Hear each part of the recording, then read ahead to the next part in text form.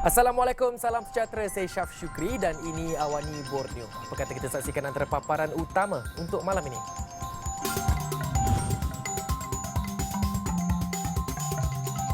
Penduduk di Telipuk sanggup gadai nyawa hanya mahu rentas Pen Borneo.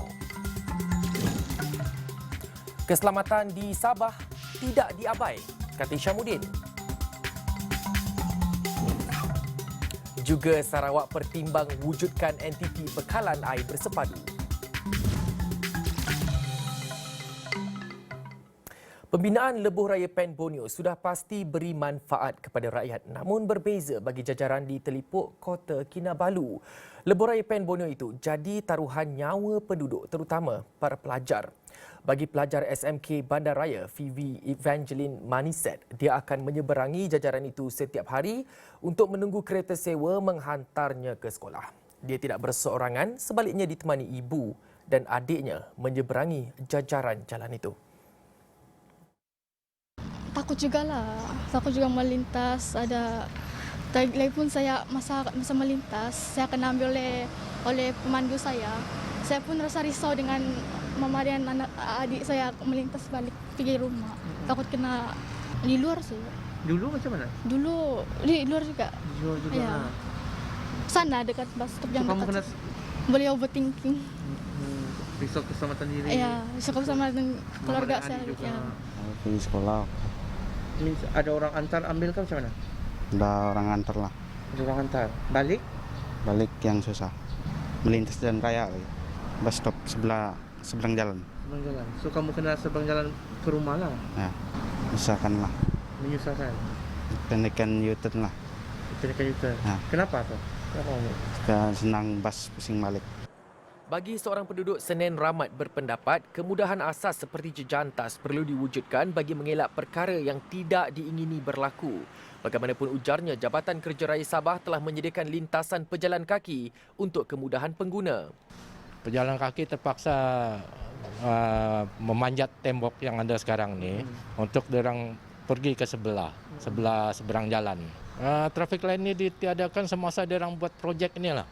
Berbahaya lah kepada Berbahaya kepada penduduk. Betul itu. Ya, kereta laju-laju. Hari itu ada kejadian berlaku kemalangan di traffic light itu. di sini. Di sebelah yang diorang buat sana di tu. depan Depan tu. Motosikal dengan kenderaan lah. Saya harapkan traffic light ini diwujudkan semula untuk kemudahan kami penduduk lah. Bagi Ika Justin pula, dia tidak membantah pembangunan yang dibawa kerajaan kepada rakyat. Namun dia berpendapat kemudahan keselamatan juga disediakan kepada penduduk. Jadi begitulah, kami harap-harap ada jalan penyelesaian lah. Kami harap anak sekolah, sebab dalam Putrajaya ni anak-anak sekolah sangat ramai. Orang bekerja guna pengangkutan awam pun sangat ramai. Jadi saya rasa lebih baguslah kalau sekiranya traffic light itu diadakan semula seperti dahulu lah. Pada Rabu lalu, tular di media sosial dakwaan seorang murid sekolah kebangsaan Terbobon yang tinggal di kawasan perumahan Terbabit menggunakan kerusi untuk memanjat pembahagi jalan sebelum melintas jalan bagi tujuan menunggu kenderaan ke sekolah. Ketiadaan lampu isyarat di kawasan perumahan Terbabit dikatakan sebagai punca masalah tersebut berlaku. Sementara itu, Jabatan Kerja Raya Sabah dalam satu hantaran di Facebook memaklumkan laluan pejalan kaki sementara dengan lampu isyarat telah disediakan sejak akhir bulan Disember 2021. Ia bagi membolehkan pejalan kaki menyeberang jalan dan terletak 80 meter dari simpang keluar Taman Putrajaya. JKR Sabah juga menasihatkan para pejalan kaki untuk menggunakan laluan khas pejalan kaki ini bagi mengelak sebarang kejadian tidak diingini berlaku. Selain itu, JKR Sabah mengesahkan jejantas untuk pejalan kaki akan dibina dalam tempoh pembinaan projek Lebuh Raya Pen Borneo itu.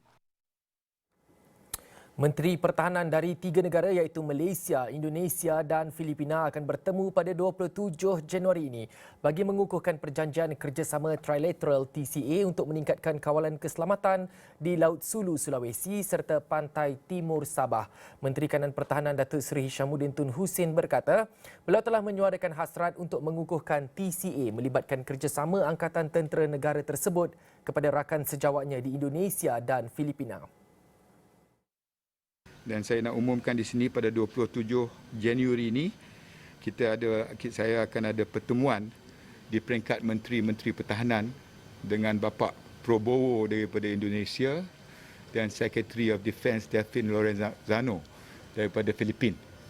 Dan ini trilateral yang kita akan hidupkan semula, dan perbincangan saya dengan kedua-dua menteri berkenaan dan persetujuan kita untuk berjumpa dan menghidupkan semula trilateral yang wujud pada satu ketika dahulu merupakan komitmen ketiga-tiga negara melihat kepada musuh yang sama. Selain itu, dakwaan pembangkang mengatakan isu keselamatan di Sabah terabai dengan ketiadaan kem tentera di pantai timur Sabah adalah tidak relevan dan satu tuduhan melulu. Sebaliknya, kata Hishamuddin, pihaknya akan membina kem baru tentera darat di Felda Sahabat Lahadatu pada tahun ini dalam usaha meningkatkan keselamatan di S-Zone. Malah terdapat 8 batalion menjaga keselamatan pantai timur Sabah ketika ini, di mana 4 batalion beroperasi dan 4 batalion berpangkalan yang siap sedia untuk menangani sebarang kemungkinan ancaman. Keperluan pembinaan armada yang mempunyai keupayaan yang tinggi di Sabah bergantung kepada keperluan dan keadaan semasa. Menteri Kanan Pertahanan Datuk Seri Hishamuddin Tun Hussein berkata malah pihaknya sentiasa memantau keupayaan aset yang ada sekaligus akan menambah sekiranya diperlukan.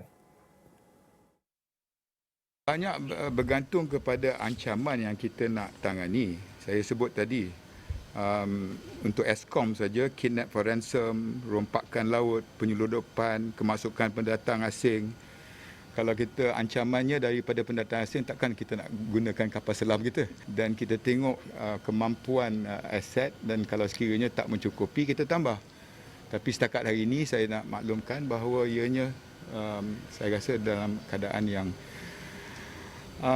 bukan nak kata selesa, tetapi sekurang-kurangnya kita mampulah memastikan keselamatan negeri Sabah ini, insya-Allah. Kekerapan penerbangan ke Sarawak ditambah kepada 562 penerbangan seminggu berkuat kuasa hari ini. Menteri Pengangkutan Sarawak Datuk Seri Lee Kim Shin berkata, kelulusan kekerapan penerbangan baharu diberikan Jawatankuasa Pengurusan Bencana Negeri Sarawak JPBNS selepas mengambil kira pelbagai faktor. Antara faktor termasuklah peralihan Sarawak ke fasa 4 Pelan Pemulihan Negara PPN pada 3 Januari lalu. Faktor lain permintaan untuk tambahan penerbangan bagi sambutan Tahun Baru Cina serta jumlah kes harian positif COVID-19 yang rendah di negeri ini. Selain untuk mempromosikan industri pelancongan, JPBNS telah mengarahkan semua syarikat penerbangan untuk kembali kepada normal dan menurunkan kadar tambang. Syarikat penerbangan juga diingatkan untuk membantu dan memastikan hanya penumpang yang lengkap vaksin dibenarkan memasuki pesawat. Kekerapan penerbangan dari luar Sarawak ke Kuching kini meningkat daripada 149 kepada 279 kali seminggu. Manakala kekerapan penerbangan ke Miri ditambah daripada 61 kepada 127 kali seminggu. Sibu 45 kepada 83 kali seminggu. Bintulu 38 kepada 59 kali seminggu. Manakala Limbang dan Mulu kekal 7 kali seminggu.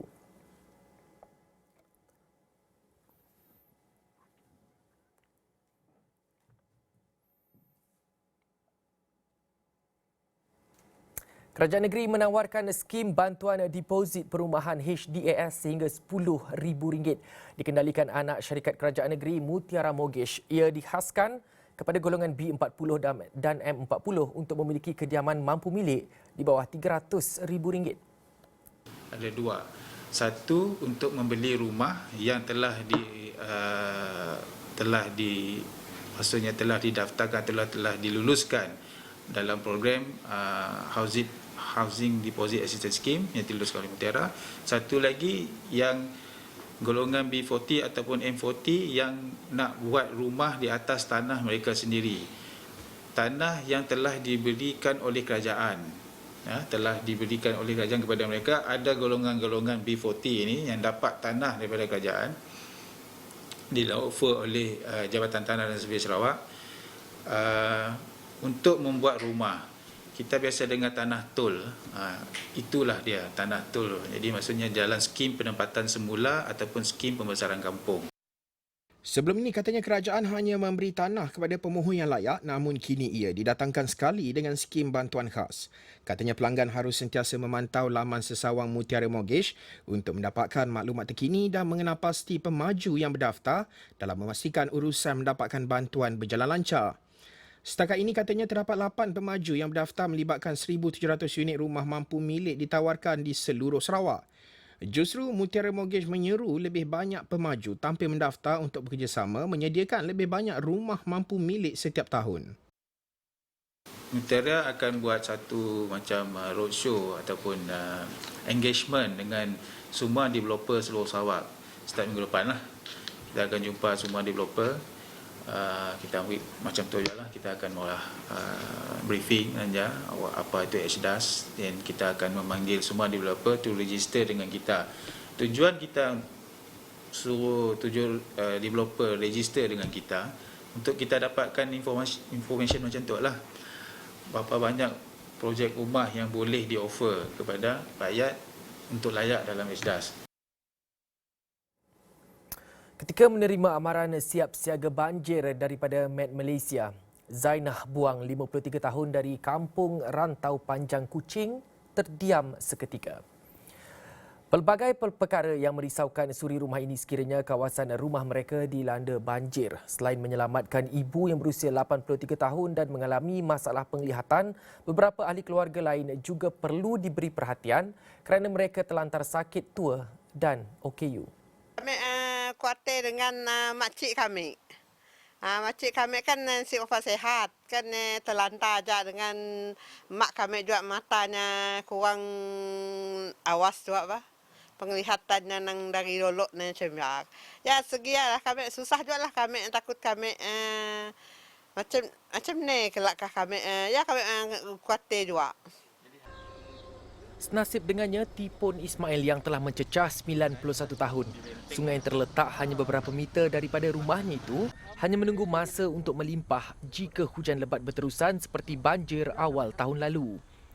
Baginya banjir merupakan satu mimpi ngeri kerana dengan usianya itu meredah banjir bukanlah satu pilihan. Namun mujur ada anggota keselamatan yang bertugas sempat memindahkannya ke pusat pemindahan sementara PPS setiap kali bencana ini berlaku.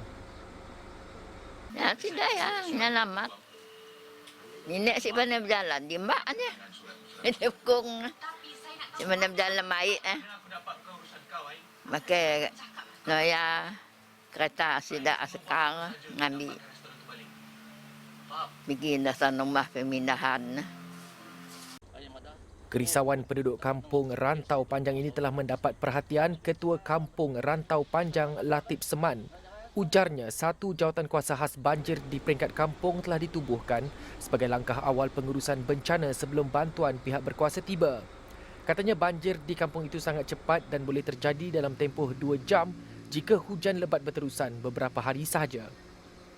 Apabila ditubuhkan jawatan kuasa banjir ini, mereka dah sedar bahawa mereka dengan cara automatiknya apabila banjir berlaku, kita tak payah lagi nak madah kita keluar, kita tolong mereka yang terlibat banjir ni. Kita tak payah lagi. Malah mereka memang dah tahu bahawa tugas mereka memang untuk membantukan mangsa-mangsa banjir. Inilah Menyediakan senarai nama yang harus diberi keutamaan ketika banjir. Itu inisiatif Angkatan Pertahanan Awam APM memastikan semua penduduk dapat dipindahkan dengan teratur. Malah kerjasama dengan ahli jawatan kuasa kampung AJK digerakkan bagi tujuan itu, terutama di kawasan berisiko banjir. Ini termasuklah senarai golongan warga emas dan orang kelainan upaya OKU.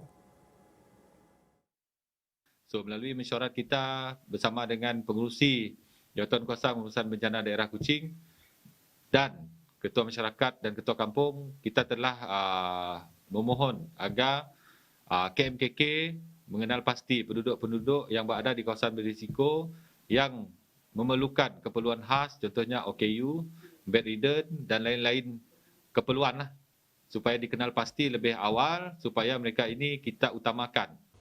Jelasnya, persediaan rapi juga dirangka untuk operasi sebelum, semasa dan selepas bencana banjir. Malah pihaknya turut menyediakan kelengkapan awal di pusat pemindahan sementara PPS yang diwartakan sebulan lebih awal. Ketika ini, 82 PPS diwartakan sebagai persediaan banjir di setiap kawasan berisiko. Bila dengan itu, sekian Awani Borneo untuk hari ini. Assalamualaikum, salam hormat.